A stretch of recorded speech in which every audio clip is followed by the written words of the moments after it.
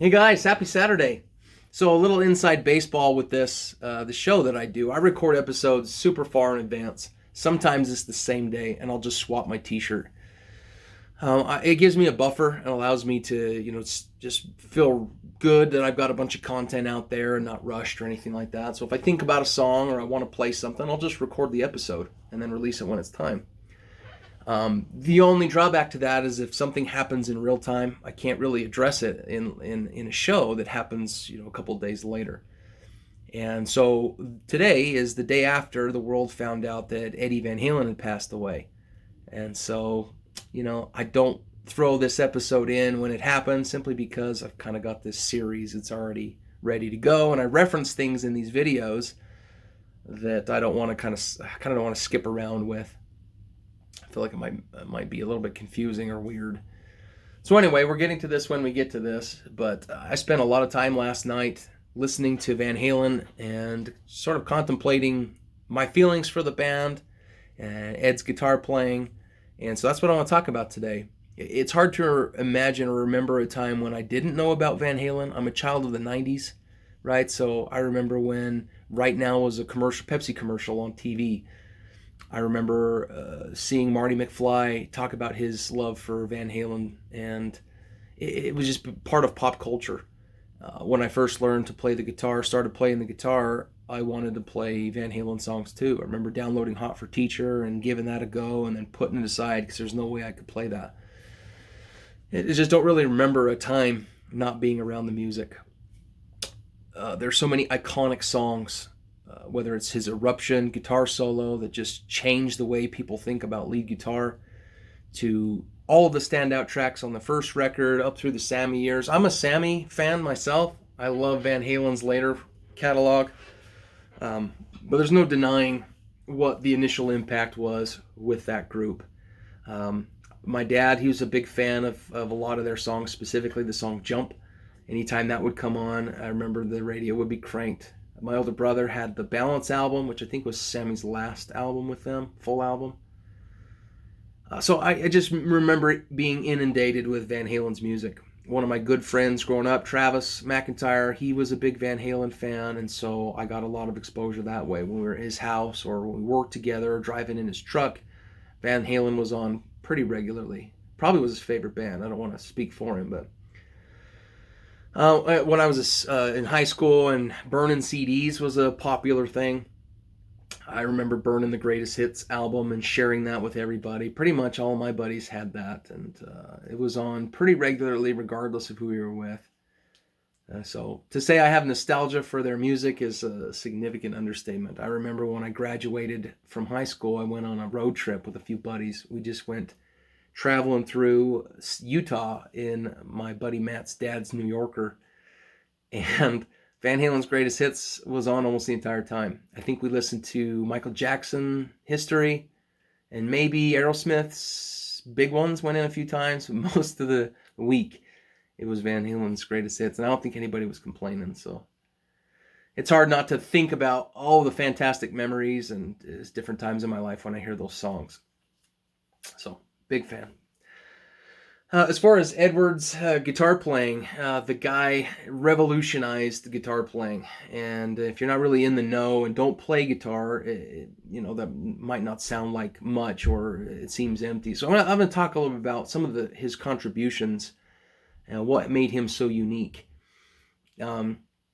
First off was his guitar tone. He became the owner of what people called the Brown sound. And the Brown sound is basically a hot-rodded amplifier that's this close to bursting. When you turn a tube amplifier up all the way, it makes the tubes work extra hard, and they get hot, and there's a tone that happens when your tubes are really pushed and they're hot. And that was integral to his tone. He would play Marshall Plexis, I think is what they originally were, and they were modded. So he was a big proponent for modding gear. So his amps were all modded, some by himself and others, I think, with the assistance of other people. But he would always play with the amp as loud as possible, and that made things difficult because you would drown out the rest of the band. He's one guitar player in a band with a bass and a drummer and all that. So I've heard, stories of how he'd have to turn his cab pointing the opposite way, not out into the crowd, so he could control his sound. So yeah, his amp sound is something that is revered and emulated. His guitar, he would build his own guitars. So he famously has the Frankenstrat, which is a Stratocaster style double cutaway. So it's got fins like this with a red and white, black pinstriping all over it. And it just looks like a mess. He installs his own bridge and pickup and all that stuff. And it looks pretty nasty, but it worked for him. And so he was always kind of on the forefront of switching things out, trying new gear. He was a big proponent of the Floyd Rose tremolo, the whammy bar, which is used for squeals and dive bombs, which he used constantly. He has a really interesting rhythm technique. He's really dancey with his picking hand. He's all over the place. He'll pick hard, he'll pick soft, he'll move and do 1 and 2 string accents all over the place, just single notes here and there. It's hard to explain, but he's a pretty jazzy player. But probably the most significant contribution that I think that he gave the world was the tap. The tap happens when you basically you move the nut, is basically what you're doing here. The nut is what determines the tone, the key of your strings. So anytime you push or depress a string down, the fret that's in front of it becomes the new nut, the new stopping point for the strings. It's where they stop resonating. So that's where you get your notes with the guitar. And so the idea of a tap is he would use his fingers this way to root or change the bass note of, say, an arpeggio. And then he'd use his picking hand and tap with his finger or with the pick to get a fun sound. And it's a way to do arpeggios really fast. So it sounds something like this. This is like what he would do.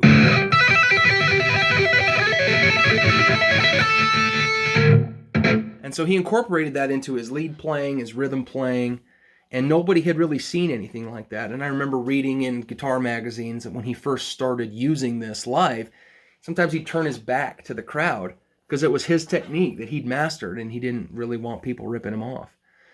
Other guitar players soon emulated, and I'm not going to say nobody ever figured that out. I think he even references, he saw Jimmy Page doing something kind of similar, not as intricate or detailed, but the idea of tapping a string and moving your fingers wasn't completely his idea, but he perfected it completely and made it something special.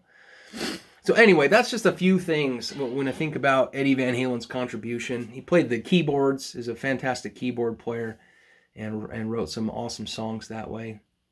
The song I want to play today is a song called Unchained, and it's one of the first Van Halen songs I ever learned.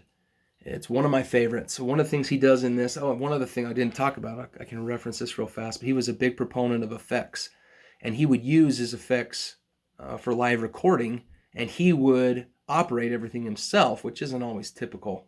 If there's a lot of people in the studio, guitar player can focus on what he's doing and somebody else can run that. But everything had to be dialed in and he had to control it.